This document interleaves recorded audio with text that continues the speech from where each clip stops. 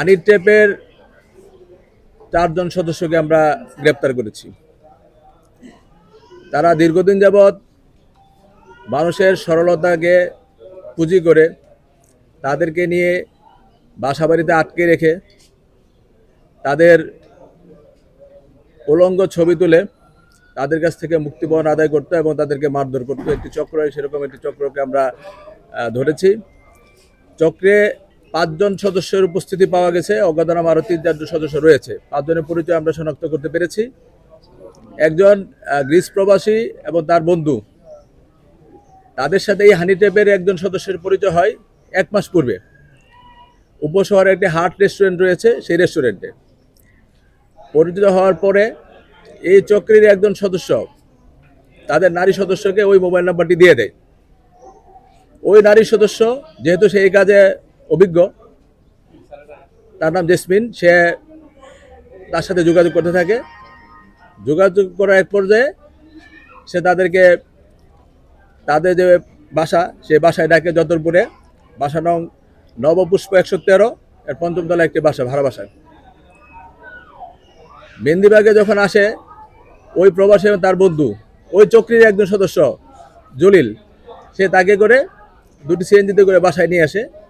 বাসায় নিয়ে যাওয়ার পরে চক্রের আরেকজন সদস্য জায়েদ, সে তাকে দেশীয় অস্ত্র ধরে এবং ইলেকট্রিক শক দিয়ে উলঙ্গ করে তার ছবি তুলে তার কাছ থেকে টাকা দাবি করে এবং তারা দুজন বিভিন্ন মাধ্যমে, বিকাশের মাধ্যমে, নগদ বা আত্মীয় স্বজনের মাধ্যমে তাদের কাছে 90,000 টাকা তারা এভাবে নিয়ে নেয় এবং তাদের যে ব্যবহৃত আইফোন 14 প্রো ম্যাক্স, এটা আইটেল মোবাইল সহ মোবাইলগুলো রেখে দেয়।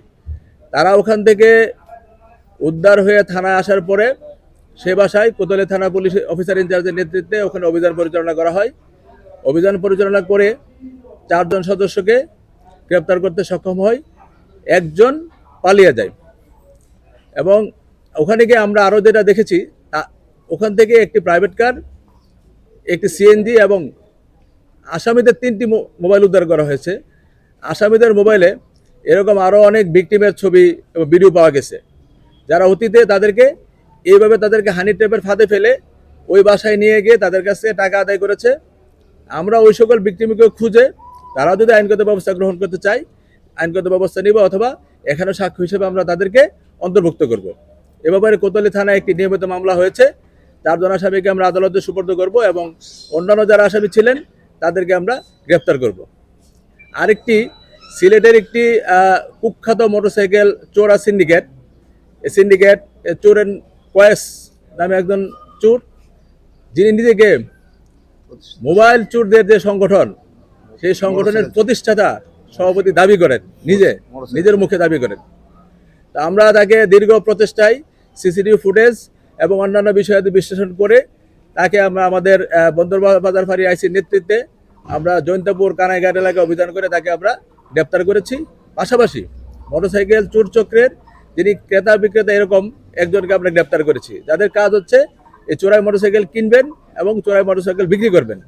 এবং এই কয়েসের বিরুদ্ধে সিডিএমএসে পর্যালোচনা করে 22টি মামলা পাওয়া গেছে, 22টি মোটরসাইকেল চুরি এবং বিভিন্ন চুরি মামলা পাওয়া গেছে। এবং তার মাধ্যমে আমরা আরেকজন চোরকে শনাক্ত করেছি, যার মামলা সংখ্যা কয়েসের মামলা দ্বিগুণ, এবং আশা করছি খুব শিগগির ওই চোরের প্রধান যে তাকে আমরা গ্রেপ্তার করতে সক্ষম হব। এবং সিলেটের যে মোটরসাইকেল চুরি যে চক্রটা আছে, যদি আমরা তাকেও গ্রেপ্তার করতে পারি, আশা করি এই চুরির প্রবণতাটা একেবারে কমে আসবে। আমরা 2টি ঘটনায় নিয়মিত মামলা হয়েছে, আমরা তাদেরকে আদালতে সুপর্দ করব।